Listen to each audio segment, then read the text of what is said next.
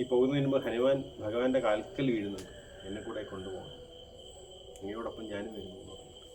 അപ്പം ഹനുമാനോട് പറയുന്നു, നീ ഇവിടെ ഉണ്ടാവണം, ശ്രീരാമനാമം ഉള്ളിടത്തോളം കാലം ഹനുമാൻ ഇവിടെ ഉണ്ടാവണമെന്ന്. അങ്ങനെ ചിരഞ്ജീവിയായിട്ട് ഹനുമാൻ ഇവിടെ ഉണ്ടെന്നാണ്.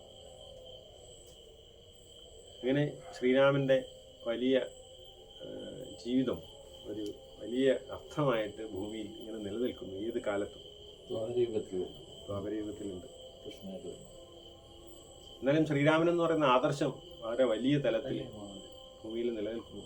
അതുകൊണ്ടാണ് രാമായണം ഇത്രയും കൊല്ലം, ത്രേതായുഗത്തിന് ശേഷം ദ്വാപരം കഴിഞ്ഞു കലിയുഗമായി, ഇപ്പോഴും രാമനും രാമായണവും ഇവിടെ നിലനിൽക്കുന്നത് ശ്രീരാമൻ ആദർശ പുരുഷനായിരുന്നു. സമയം 8:15. ശരി, എന്തെങ്കിലും വിഷയങ്ങൾ ചോദിക്കാനുണ്ടെങ്കിൽ ചോദിക്കാം. നമ്മൾ ഈ മുനി, ഋഷി, മഹർഷി, ബ്രഹ്മർഷി വ്യത്യാസം. നമ്മൾ 1ാം ക്ലാസ് മുതൽ 4ാം ക്ലാസ് വരെ LP, ഇത് കഴിഞ്ഞിട്ട് UP, HS ഇതേപോലെയാണ്. അവരുടെ ഗ്രേഡ് അനുസരിച്ചിട്ട് അവർ കൊടുക്കുന്നതാണ്. അവരുടെ തലം ഏത്, മാനസിക തലം ഏത് തരം വരെ എത്തിയിട്ടുണ്ട് എന്നുള്ളതനുസരിച്ചിട്ടാണ്. മുനി എന്ന് പറയുമ്പോൾ അദ്ദേഹം പഠിക്കുന്നതല്ല, ഗാർഹസ്ഥ്യം കഴിഞ്ഞിട്ട് ബ്രഹ്മചര്യം കഴിഞ്ഞിട്ട് വാനപ്രസ്ഥം അവസ്ഥയാണ് ഏകദേശം മുനി. വാനപ്രസ്ഥം കഴിഞ്ഞ് സന്യാസം സ്വീകരിച്ചിട്ടുണ്ടാവും, പക്ഷെ അദ്ദേഹം സാധന ഘട്ടത്തിലാണ്.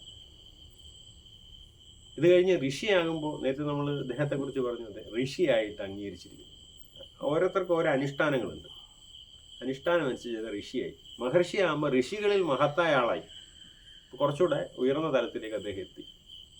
ബ്രഹ്മർഷി എന്ന് പറഞ്ഞാൽ അദ്ദേഹം ഏറ്റവും നമ്മുടെ ശരിയായ എന്താണ് ഈശ്വരനെ അറിഞ്ഞ് ബ്രഹ്മത്തെ അറിയുന്ന ആള്, ഞാൻ ഈ ബ്രഹ്മമാണെന്ന് ഉറപ്പാക്കുന്നതാണ്. അങ്ങനെ മഹർഷിമാരാണ് എന്ത് ചെയ്തിട്ടുള്ളത്, വേദങ്ങളിലെ മന്ത്രങ്ങളെ കണ്ടെത്തിയിട്ടുള്ളത്. വിശ്വാമിത്രനെ കുറിച്ച് വിശ്വാമിത്രൻ കണ്ടെത്തിയൊരു പ്രശസ്തമായ മന്ത്രമുണ്ട്. അദ്ദേഹം ബ്രാഹ്മണനല്ല, പക്ഷെ അദ്ദേഹം കണ്ടെത്തിയൊരു മന്ത്രമുണ്ട്, അറിയാം? മന്ത്രങ്ങളെ ശ്രേഷ്ഠമായ മന്ത്രമാണ് ഗായത്രി. ബ്രാഹ്മണന്റെ ബലം എന്ന് പറയുന്നത് ഗായത്രിയാണ്. ബ്രഹ്മജ്ഞാനമുള്ള ബ്രാഹ്മണന്റെ ബലം ഗായത്രിയാണ്. ഗായത്രി കൊണ്ടാണ് അദ്ദേഹം ഉപനയനം ചെയ്യുന്നതും നിത്യം ജപിക്കുന്നതും ഒക്കെ. ആ ഗായത്രി കണ്ടെത്തിയത്, അതിന്റെ മന്ത്രദ്രഷ്ടാവ് വിശ്വാമിത്രനാണ്. അതിന്റെ മന്ത്ര ഉപദേശ വേളയിൽ നമ്മളൊക്കെ തന്നെ പറഞ്ഞു കൊടുക്കാറുള്ളത്, ഗാദിനോ വിശ്വാമിത്ര ഋഷി ഗായത്രി ചന്ത പരമാത്മാ ദേവത എന്ന് പറഞ്ഞിട്ടാണ് ഗായത്രി ഉപദേശിക്കുന്നത്. നമ്മൾ ഉപനയനത്തിനൊക്കെ ആളുകൾ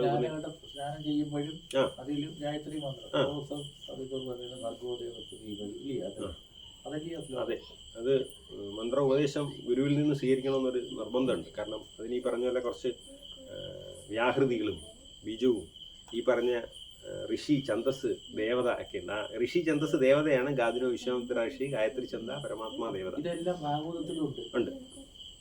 അപ്പം അങ്ങനെ പരമമായ മന്ത്രം കണ്ടെത്തിയത് വിശ്വാമിത്രനാണ്. അതായത് ഈ വേദത്തിലെ മന്ത്രങ്ങൾ നമ്മളിപ്പോൾ ഒരു പാട്ടൊരാൾ എഴുതുന്നു, അയാളുടേതാണെന്ന് പറയത്തില്ല അയാളുടെ. പക്ഷെ വേദത്തിലെ മന്ത്രങ്ങൾ അങ്ങനെ പറയല്ല, അയാൾ കണ്ടെത്തിയതാ. ദർശനം എന്നാ പറയുന്നത്, ശ്രുതി എന്നാ പറയുന്നത്. അതുണ്ട്, അദ്ദേഹത്തെ കണ്ടെത്തിയ ആളാ. ഞാനാണ് ഇത് കണ്ടെത്തിയെന്ന് പറയുന്നത്, ഡിസ്കവറി. അതെ, അത്ര മാത്രമേ ഉള്ളൂ. അപ്പം അങ്ങനെ മന്ത്രദ്രഷ്ടാക്കളായിട്ട് അവര് ഋഷിയായിട്ട് അതിനെ കാണാം, അതിന്റെ ഋഷിയായിട്ട് അവരെ പറയും. ഒരു മന്ത്രം ജപിക്കുമ്പോൾ ആ ഋഷിയെയും അതിന്റെ ഛന്ദസ് എന്ന് പറഞ്ഞ വൃത്തത്തെയും അതിന്റെ ദേവതയെയും നസിക്കും, എന്നിട്ടേ ആ മന്ത്രം ജപിക്കാറുള്ളൂ. അതുകൊണ്ടാണ് വിധി അനുസരിച്ച് മാത്രമേ മന്ത്രം സ്വീകരിക്കാവൂ എന്ന് പറയുന്നത്. ഈ നിയമങ്ങൾ ഒരു ഗുരുവിനെ പറഞ്ഞു കൊടുക്കാൻ പറ്റും, മനസ്സിലായി? അതുകൊണ്ടാണ് അങ്ങനെ പറയുന്നത്. നമ്മുടെ ഇഷ്ടത്തിന് ചെല്ലാൻ പാടില്ല, കാരണം ഇതിന്റെ ഗുണം ചിലപ്പോൾ കിട്ടത്തില്ല. ഇതിലൊരു ബീജം ഉണ്ടാവും. നേരത്തെ പറഞ്ഞ ചകക്കുരുവിൽ പ്ലാവുള്ളത് പോലെ അതിനൊരു ബീജം ഉണ്ടാവും. ആ ബീജത്തിനൊരു പ്രാധാന്യമുണ്ട്. നമ്മൾ നേരത്തെ പറഞ്ഞ രാമ എന്ന് പറയുന്ന മന്ത്രത്തിൽ രമ എന്ന് പറയുന്ന അഗ്നിയുടെ ഒരു ബീജം ഒളിഞ്ഞു കിടപ്പുണ്ട്. അതാണ് ആ മന്ത്രത്തിന്റെ സവിശേഷത. അതേപോലെ ഓരോന്നിലും ബീജമന്ത്രങ്ങളുണ്ട്. അപ്പോൾ എന്തോ ഗം ഗണപതി എന്നാണ്. അതെ, ഉണ്ട്, സമ്മാണ്. ഇതിനു മുമ്പ് എന്തുണ്ട്? ഇതിനു മുമ്പ് ഈ പറഞ്ഞ ഋഷിയും ഛന്ദസ്സും ദേവതയുണ്ട്. അതിനു മുമ്പ് ഇവരുടെ മന്ത്രങ്ങളിൽ ഇപ്പൊ ഗാം ഹൃദയ ഗീം ശിരസേ സ്വഹ എന്ന് പറയുന്ന അംഗാസ്ത്ര മന്ത്രങ്ങളുണ്ട്. ഇതൊക്കെ വെച്ച് ശരീരത്തെ ശുദ്ധീകരിച്ചിട്ടാണ് എന്ത് ചെയ്യുന്നത്, ഈ ജപം ചെയ്യുന്നത്. പറയുന്നത് മനസ്സിലാവുന്നുണ്ടോ? അപ്പൊ ഇതിനോടനുബന്ധിച്ച് ഷോഡശ ഉപചാര ക്രിയകളുണ്ട്. ഇതൊക്കെ നമ്മൾ മനസ്സിലാക്കിയിട്ടാണ് ഈ മന്ത്രം ജപിക്കുമ്പോഴേ അതിന്റെ പൂർണ്ണ ഫലം കിട്ടുള്ളൂ. ഇല്ലെങ്കിൽ ചിലപ്പോൾ ദോഷം വന്നേക്കാം. എന്തുകൊണ്ടാ? അതായത് ഒരു ഈശ്വരനെ ഉപാസിക്കുമ്പോൾ ആ ഈശ്വരൻ എന്ന് പറയുന്ന തലത്തിന് തന്നെ കുറേ അർത്ഥങ്ങളുണ്ട്. സ്ഥലം, കാലം ഇതിനൊക്കെ അതീതനാണ്. മനസ്സിലാവുന്നുണ്ടോ? ഈശ്വരൻ ദേശത്തിനും കാലത്തിനും അതീതനാണ് ആണല്ലോ. അവർക്ക് സ്ഥലമില്ല, സമയമില്ല. നമ്മളോ അതിനുള്ളില്ല. നമുക്കിപ്പോൾ ഇവിടെ ഇരുന്നുകൊണ്ട് കൊല്ലത്ത് പോകാൻ പറ്റത്തില്ല. പറ്റുമോ? ഇല്ല. അതാണ് ദേശം. കാലം, നമുക്ക് കഴിഞ്ഞ കാലത്തിലേക്ക് പോകാൻ പറ്റുമോ? വരുന്ന കാലത്തിലേക്ക് പോകാൻ പറ്റത്തില്ല. നമുക്ക് ഈ വർത്തമാന കാലത്തിലേക്ക് ജീവിക്കാം. അതെ, ഈ ഈശ്വരൻ അങ്ങനല്ല. ഈ ദേശത്തിനും കാലത്തിനും അതീതനാണ്. അതുകൊണ്ടാണ് രാമായണത്തിലെ പല സംഭവങ്ങളും, ഇപ്പം വിശ്വാമിത്രൻ ഈ 2-3 കാലത്തിലുണ്ട്. മനസ്സിലായില്ലേ? അതേപോലെ തന്നെ ഇവർ ഒരേ സമയത്ത് തന്നെ ഇവർക്ക് എവിടെ വേണമെങ്കിലും മനസ്സുകൊണ്ട് സഞ്ചരിക്കാനും അവിടെ ചെല്ലാനും അവിടെ കാര്യങ്ങൾ ചെയ്യാനും പറ്റും. അങ്ങനെയുള്ള സിദ്ധന്മാർ ഈ ആധുനിക യുഗത്തിലുണ്ട്, ഇല്ലെന്ന് പറയുന്നില്ലേ. ഒരു ബാബാജിയുടെ ഹിമാലയത്തിലൊരു ബാബാജി ഉണ്ട്. അപ്പൊ അങ്ങനെ സ്ഥലകാലത്തിന് അതീതനായ ഒരാളെ പൂജിക്കാൻ നമ്മൾ എങ്ങോട്ടെത്തണം?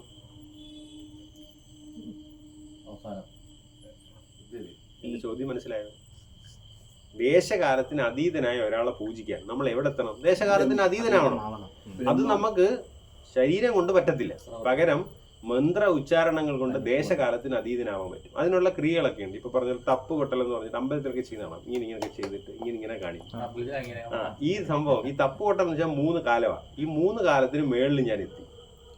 ഇത് കഴിഞ്ഞ് ദിക് ബന്ധനമാണ്. ഈ ദിക്കുകളെല്ലാം ബന്ധിക്കും. ദിക്ക് ബന്ധിച്ച പിന്നെ സ്ഥലമില്ല. അതിനുപരിയായി ഞാൻ എത്തി. ഇങ്ങനെ ദിക്കിനെയും ബന്ധിച്ച് സ്ഥലത്തെയും മാറ്റി കഴിഞ്ഞാൽ ഈശ്വരന് തുല്യമായി അവിടെ ഇരുന്നിട്ട് ജപിച്ചാൽ ഈശ്വരനെ ജപിക്കാം. ഇങ്ങനെയാണ്. ഇതാണ് തന്ത്രം എന്ന് പറയുന്നത്. ഇതാണ്. അതുകൊണ്ട് അതിന് തന്ത്രം എന്ന് പേര്. ഇങ്ങനെ തന്ത്രം ചെയ്തിട്ടാണ് ഈ ജപവും ഒക്കെ ചെയ്യേണ്ടത്.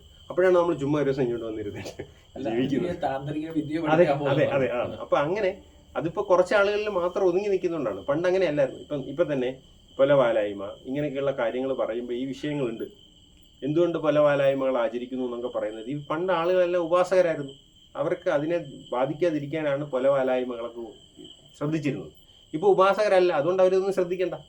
മനസ്സിലാവുന്നുണ്ട്? ഉപാസകരായിട്ടുള്ളവർ, മന്ത്രജപമുള്ളവർ കൊലപാലായ്മകൾ ശ്രദ്ധിക്കണം. കാരണം അവരുടെ സൂക്ഷ്മ ശരീരത്തെ ബാധിക്കുന്ന വിഷയങ്ങളൊന്നും അവർ ചെന്ന് പെടാൻ പാടില്ല. കാരണം ഈ പറയുന്ന വിഷയങ്ങളിലൊക്കെ ശ്രദ്ധിക്കണം എന്ന് പറയുന്നത് അതുകൊണ്ട് തന്നെ മരണ വീട്ടിൽ കൊല കഴിയുന്നവരൊരാൾ പോയി വെള്ളം കുടിക്കില്ലായിരുന്നു പണ്ട്.